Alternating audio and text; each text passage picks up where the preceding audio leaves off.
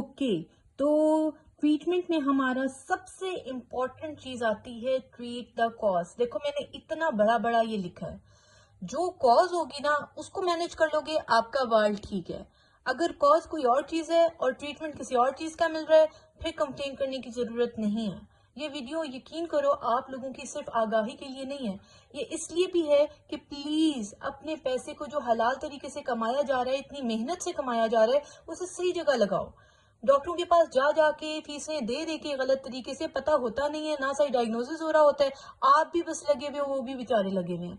अपना नॉलेज लो थोड़ी बहुत, अपने आप को भी माशाल्लाह माशाल्लाह you guys are quite literate, तो अपने बारे में पता होना चाहिए कि मुझे क्या चीज है, इतना तो हो ना। अब तो वैसे ही हमारे माशाल्लाह पेशेंट्स जो होते हैं वो गूगल डॉक्टर हम उनको कहते होते हैं, तो ये गूगल चीज तो नहीं है, बट ये पता होना एक बहुत अच्छी चीज है। नॉलेज होना कोई बुराई नहीं है। तो कॉज आप लोगों को पता हो कि क्या है, अगर तो यानी एंड्रोजेनिक है, यानी कि मेल पैटर्न या फीमेल पैटर्न है, हार्मोनल इश्यूज हैं, उसमें हम लोग जो है टॉपिकल देते होते हैं, सिस्टमेटिक देते होते हैं, और कुछ चीजें दिया करते हैं लगाने की।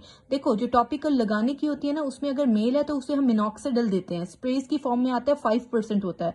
और अगर फीमेल है तो उसको हम 2 से 2.5% मिनॉक्सिडिल देते होते हैं। इसी तरह स्प्रे की फॉर्म में भी हो सकता है, ऑयल की फॉर्म में भी हो सकता है, टैबलेट्स भी होती हैं इसकी। लेकिन मेरी एक बात सुनो, ये जो फीमेल में मिनॉक्सिडिल होती है ना, देखो मिनॉक्सिडिल बालों को रीग्रो करवाती है, तो फीमेल में बड़ी एहतियात से देनी पड़ती है, मेल्स में भी, क्योंकि जब आप हेयर स्प्रे कर रहे होते हो ना, खुदा ना खास्ता आपको पता नहीं लगता, फेस पे भी कभी कभी हो जाए तो वहां पर भी फिर हेयर ग्रोथ हो जाएगी, फिर आप लोगों का मसला हो जाएगा। ठीक है, प्रेगनेंसी में लड़कियां बिल्कुल मत यूज करना इसको, minoxidil is totally Contra indicated, नहीं देते प्रेगनेंसी में। इसी तरह सिस्टमेटिक यानी खाने के लिए हम लोग जो है वो मैं आपको बता देती हूँ, फाइनेस्ट्राइड देते होते हैं और फ्लूटामाइड देते होते हैं।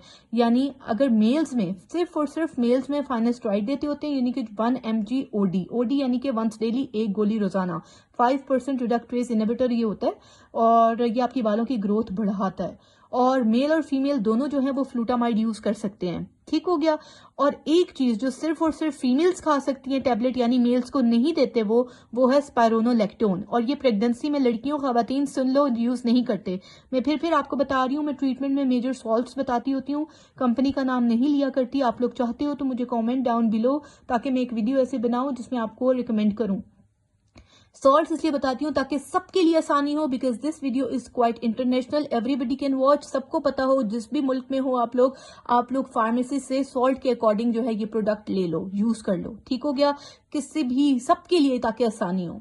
सेकेंडली मैं आपको बताती हूँ, अगर पैची हेयर लॉस है, जो मैंने डिस्कस किया था एलोपेशिया एरियाटा, उसमें हम लोग अगेन ऐसे टॉपिकल, सिस्टमेटिक और इंट्रालीजनल देते हैं, यानी कि जहां जहां पैचेस बने हुए हैं ना, वहां पर ट्राइएमसिनोलोन का 10 mg का इंजेक्शन लगा देते हैं, या टॉपिकल इसी तरह स्टीरॉइड्स देते हैं, टेक्रोलिमस लगाने के लिए देते हैं, और कॉन्टैक्ट इरिटेंट्स दे देते हैं।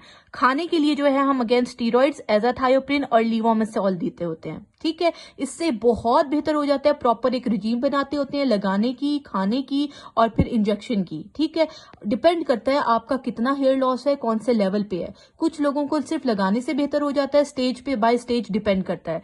थर्डली हम लोग नेक्स्ट ट्रीटमेंट जो है वो नेक्स्ट पे देखते हैं।